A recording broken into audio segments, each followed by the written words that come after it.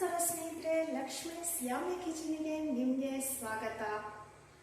ನವರಾತ್ರಿ ಹಬ್ಬದ ಶುಭಾಶಯಗಳು ಎಲ್ರಿಗೂ. ನವರಾತ್ರಿ ಹಬ್ಬದಲ್ಲಿ ಮೊದಲನೇ ದಿನ ಶೈಲಪುತ್ರಿಯನ್ನು ನಾವು ಪೂಜಿಸ್ತೇವೆ. ಆಕ್ಚುಲಿ ನವರಾತ್ರಿ ಅಂದ್ರೆ 3 ಮಹಾಕಾಳಿ, ಮಹಾಗೌರಿ, ಮಹಾಲಕ್ಷ್ಮಿ, ಈ 3 ದೇವಿಯರ ಸಂಗಮ ನವರಾತ್ರಿ. 3 ಅಂತೇಳಿ ಒಟ್ಟು 9 ದಿನ. ಹಾಗಾಗಿ ಮೊದಲನೇ ದಿನವನ್ನು ನಾವು ಶೈಲಪುತ್ರಿ ಅಂದ್ರೆ ಪರ್ವತರಾಜನ ಮಗಳು ಪಾರ್ವತಿ, ಅವಳನ್ನು ಮಹೇಶ್ವರಿ ಅಂತಲೂ ಕರೀತಾರೆ. ಅವಳಿಗೆ ಅತ್ಯಂತ ಪ್ರಿಯವಾದ ನೈವೇದ್ಯ ಅಂದ್ರೆ ಕೇಸರಿ ಹಾಲು.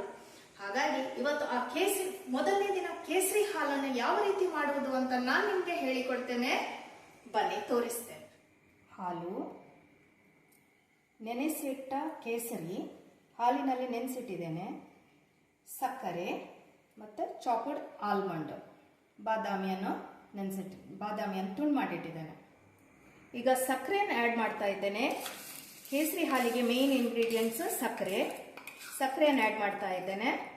ಮತ್ತು ನಾನು ಆಲ್ರೆಡಿ ಇಲ್ಲಿ ಕೇಸರಿ ಹಾಲನ್ನು, ಬಿಸಿ ಹಾಲಿನಲ್ಲಿ ಕೇಸರಿಯನ್ನು ನೆನೆಸಿಟ್ಟಿದ್ದೇನೆ, ಅದನ್ನೀಗ ಆ್ಯಡ್ ಮಾಡ್ತೇನೆ. ಮತ್ತು ಚಾಪ್ಡ್ ಆಲ್ಮಂಡ್, ತುಂಬ ಸಣ್ಣದು. ಇದು ದೇವಿಗೆ ಅತ್ಯಂತ ಪ್ರಿಯವಾದದ್ದು, ಅತ್ಯಂತ ಪ್ರಿಯವಾದದ್ದು. ಇದು ಮೊದಲನೇ ದಿನ ದೇವಿಗೆ ಅರ್ಪಣೆ ಮಾಡ್ತಾರೆ ಕೇಸರಿ ಹಾಲು. ನಾನಿಲ್ಲಿ ಸಕ್ಕರೆಯನ್ನು ದೇವರಿಗೆ ನೈವೇದ್ಯಕ್ಕೆಲ್ಲ ಕೊಡ್ತಾರಲ್ಲ, ಆ ಸಕ್ಕರೆಯನ್ನು ಯೂಸ್ ಮಾಡ್ತಾ ಇದ್ದೇನೆ. ಯಾಕಂದ್ರೆ ಅದು ನೈವೇದ್ಯಕ್ಕೂ ಆಗ್ತದೆ, ದೇವರಿಗೆ ಅರ್ಪಣೆ ಮಾಡಿದಾಗಲೂ ಆಗ್ತದೆ. ಕೇಸರಿ ಹಾಲು ಈಗ ರೆಡಿಯಾಗಿದೆ.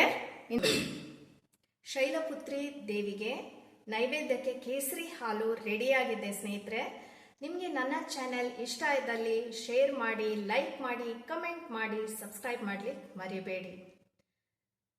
ಯಾವತ್ತು ಖುಷಿಯಾಗಿರಿ, ನಗ್ನಗ್ತಾ ಇರಿ.